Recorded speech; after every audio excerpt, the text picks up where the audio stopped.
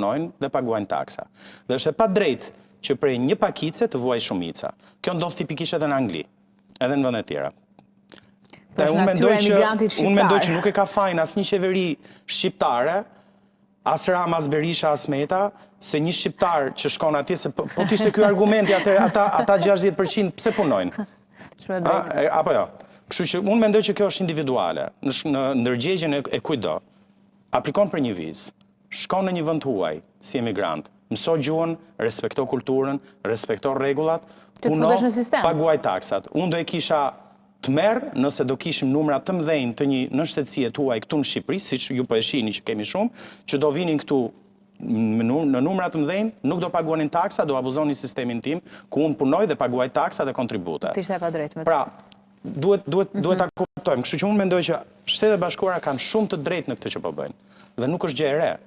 Administrata Trump që nga Trumpi 1 e ka bërë të qartë në mënyrë transparente intencionin për të forcuar rregullat e emigracionit. Kemi kategori tjera për shembull. Kemi për viza turistike ka pasur, fillon tani së shpejti mbas 21 janarit më duket, ka patur edhe disa nënshtetësi tjera problematike për Shtetet e Bashkuara, të cilët kur të shkojnë për të aplikuar për vizë pranë ambasadës amerikane në vendin e tyre, për vizë turistike, do të paguajnë një bond ose një garanci financiare, $5,000, $10,000, $15,000. Pra imagjinoni, aplikon për një vizë për të shkuar në Amerikë, do paguash $15,000, do i ngrish në një konto bankare, dhe nëse ti i thyen rregullat apo përfiton apo lind një fëmijë në Amerikë, këto $15,000 i përfiton shteti Amerikan. Pra deri këtu ka arritur. Ke kategori tjera, për shembull, lotaria amerikane në nëntor nuk u hapën aplikimet. Nuk ka patur gjatë këtij viti që kaloi aplikime për lotarinë amerikane. A do ketë as do ketë këtë vit, do e shohim. Ndoshta është në vazhdën e një politike, le të themi, më të rrept, më të ashpër, për të vendosur kontroll mbi migracionin e palishëm dhe mbi ato segmente të popullatave të ndryshme të huaj që thyen rregullat në Shtetet e Bashkuara. Unë personalisht e mirë kuptoj këtë, sigurisht ka pak konfuzion, patjetër, por unë e mirë kuptoj këtë lloj politike. Konfuzion se kemi sqaruar në keq, apo sepse nuk ka qenë të qartë në artikulimin apo në detajimin e gjyrave për ata që kishin interes të dinin, kanë familje atje, duan të shkojnë për punë, për të vizituar një vend në Amerikë. Tani, marrim lajmin. Lajmi kur ka dalë në Amerikë, ka qenë immigrant visas. Immigrant në terminologjinë ligjore të migracionit amerikan, unë kam jetuar vetë në Amerikë. Biles mbaj mend që prindet e mi në atë kohë morën, fituan llotarinë dhe erdhën në Amerikë në mënyrë të ligjshme, punuan si qeni, derisa i mat vdiq dhe u varros në Amerikë, duke punuar deri ditët e fundit me probleme shëndetësore. Dhe mbaj mend që gjatë asaj kohe unë i kam asistuar individualisht për të mbushur formularin për vllajën tim që të merrte green card. Kështu që në atë kohë unë mbaj mend ai petition e quajnë është immigrant petition, okay, visa. Tani lajmi ka qenë immigrant visas. Unë nuk e kuptoj se nga u krijuar gjithë konfuzion në mediat shqiptare apo edhe në media tjera që u aludua për viza turistike. Absolutisht jo. Ambasada nuk ka thënë në asnjë moment që ndalojnë viza turistike. Po, ambasadën të kishte një lloj reagimi pak më sqarues. Shqiptarët aplikojnë, radha vazhdon pranë konsulatës ambasadës amerikane këtu në Tiranë, çdo ditë, çdo mëngjes, njerëzit aplikojnë në mënyrë transparente, shkojnë, kryejnë intervistën, nëse oficeri konsullor vendos të japi vizën turistike, marrin vizën, ose vinë tek zyra jonë dhe u lërasin me gëzim mora vizën. Pra ky është gëzimi i shqiptarëve. Ai gëzimi i mora vizën nuk ikën.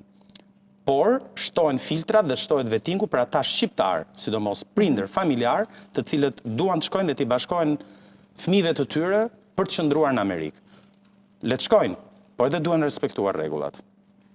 Tani, me këtë sqarim që vjen nga ambasada amerikane për edhe nga ekspertë të fushës siç jeni ju, a duhet që të mbyllet si çështje apo do ketë gjithmonë një gjë që del, një gjë që e konfuzon publikun për këtë gjë, sa e takon çështjes së aplikimit, dhe nëse kjo zgjat në kohë, po marrim shembullin më shumë se 2 muaj, duhet që të ketë edhe një reagim nga qeveria shqiptare për të parë se ku calon gjëja, se mbase duke qenë qytetarët e lirë për të aplikuar dhe nuk e dinë se ku calon dhe abuzojnë këtë lloj forme që cënojnë edhe të tjerët. Atëherë, autoriteti vetëm që mund të flasë për çështjen e vizave respektive të atij vendi është autoriteti i atij vendi. Pra, për vizat britanike përgjigjet ambasada britanike, për vizat amerikane përgjigjet ambasada amerikane, nuk ka punë fare Ministria e Jashtme. Ministria e Jashtme e Republikës Shqipërisë sigurisht mund të udhëzojë qytetarët e saj që të respektojnë rregullat e çdo lloj kategorie vize kur shkojnë jashtë shtetit. Sigurisht, deri këtu. Ama më tej I takon autoritetit përkatës. Tani pse ne diferencohemi nga Serbia, se pam që edhe Malizi, por edhe Kosova ishin pjesë në listë me në 75 vende, në mos gaboj, ndërkohë Serbia distancohet, ndërkohë që ne si Ballkan, kulturën e të respektuarit, mund të themi rregullat e një vendi tjetër e kemi thuajse të njëjtë. Besoj bijem dakord për këtë. Nuk është se kemi ngjashmëri, e kemi kështu si Ballkanas. Tani, ndoshta Serbia nuk është në listën e përfituesve të ndihmave sociale në Shtetet Bashkuara. Këtë ndoshta gazetarët tuaj mund ta shohin më mirë se unë nuk e kam përpara syve atë listën e përfituesve, por nuk mbaj mend që ta kem parë Serbinë në listë jo sa ne.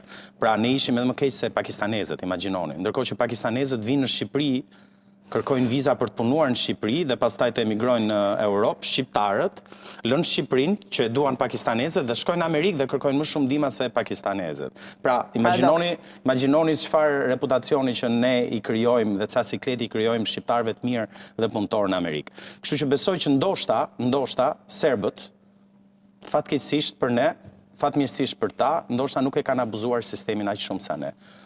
Unë në mënyrë anekdotale kam jetuar edhe në Amerikë, kam jetuar edhe në Angli. Nuk mbaj mend, kem parë problematika abuzimesh me populatat serbe, migruese, le të themi. Nuk mbaj mend. Ndoshta nuk ka patur një politikë migratore ose le të themi dëshirë masive të serbëve për të larguar nga Serbia siç ka pasur nga shqiptarët. Sigurisht ne kemi qenë vendi, ne dolëm nga komunizmi si vendi më I varfër dhe më I prekur. Ne nuk ishim në 90-ën, në thënjishën në një nivel me Beogradin. Këtë duhet ta pranojmë. Ne kalonim kufirin për Maqedoni dhe na dukej Maqedonia si Franca në 91, 92, 93-shën. Për ata që e mbajnë mend atë periudhë. Kështu që sigurisht vala emigruese shqiptarëve në vitet 90 apo në fillim të viteve 2000 ka qenë masive krahasuar me ish Jugosllavinë, përveç kosovarëve dhe shqiptarëve të Malizi apo të Maqedonisë që ka patur një politikë slave përndjekse për t'i inkurajuar këta shqiptarë që të shkonin. Prandaj edhe sot, edhe në listën e Shtetet Bashkuara që është publikuar, Kosova, edhe nga Maqedonia më duket ka pat, edhe nga Malizi, po, që me siguri që mund të jenë prapë shqiptarë. Fatkeqësisht kemi qenë të prapambetur në Ballkan dhe jemi prapë atyre, kështu që nuk besoj që jemi në një nivel fatkeqësisht. Kam kuriozitetin e target grupeve që zgjedhin të aplikojnë për të shkuar në Amerikë, për turizëm, për bashkime familjare, për studime, pra, ke arritur të bësh një ndarje të target grupit të formimit të moshës që aplikojnë? Tani, kryesisht për viza turistike aplikojnë moshat e reja, moshat që janë aktive në punë, moshat që kanë para, po edhe që duan të kenë të drejtën e udhëtimit. Sepse një vizë 10 vjeçare amerikane sot vlen për 10 vjet hyrje dalje, kështu që duhet kesh edhe pak fuqi financiare që të shkosh në Amerikë dhe ta shijosh. Pra janë kryesisht familje profesioniste, kemi edhe familje me fëmijë, po kjo është një kategori më e pakët. Kryesisht janë çifte ose individ profesionistë të moshës 30-50 vjeç që aplikojnë për viza amerikane turistike. Tek bashkimet familjare, sigurisht kemi familjarët, kemi shumë prindër, kemi vëllezër dhe motra që aplikojnë për të shkuar drejt Amerikës. Amerika është një vend I mirë për shqiptarë. Duhet ta themi. Shihet akoma si tokë e premtuar. Dgjoj, është I vetmi vend në botë ku ti mund të shkosh si huaj dhe për disa vjet mund ta quash veten vendas. Pra, unë nuk kam parë, unë vetë kam pasaport franceze prej martesës. Kam jetuar në Francë, jam qytetar francez dhe shqiptar, me 2 shtetësi. Ama kur nuk do jem francez për një francez. Në Amerikë, një shqiptar shkon dhe brenda 5 ose 10 vitesh thot I'm American. Dhe atje nuk I thot askush no you're not American se ke theks. Pra Amerika është I vetmi vend që ta jep këtë lloj privilegji apo luksi. Për shkak se është një vend që është ndërtuar nga emigracioni. Dhe për këtë arsye Amerika ka punë. Amerika është një vend shumë I egër për sa I përket konkurrencës së tregut punës, por ama ka punë. Ti nuk mund të shkosh sot në Amerikë dhe të ankohesh që nuk gjen dot punë. Është e pamundur. Mund ta bësh në një vend evropian, po jo në Amerikë. Është një vend ku ti integrohesh në komunitetin tënd, është një vend ku të lënë të qetë, ti jesh çfarë do ti vet. Ku këtë anë ja respektoj Amerikës. Amerika ka edhe të këqija, sigurisht, ka anë të këqija që nuk I gjen në Evropë. Por nga kjo anë, nga ana e integrimit, nga ana e mundësive të tregut punës, nga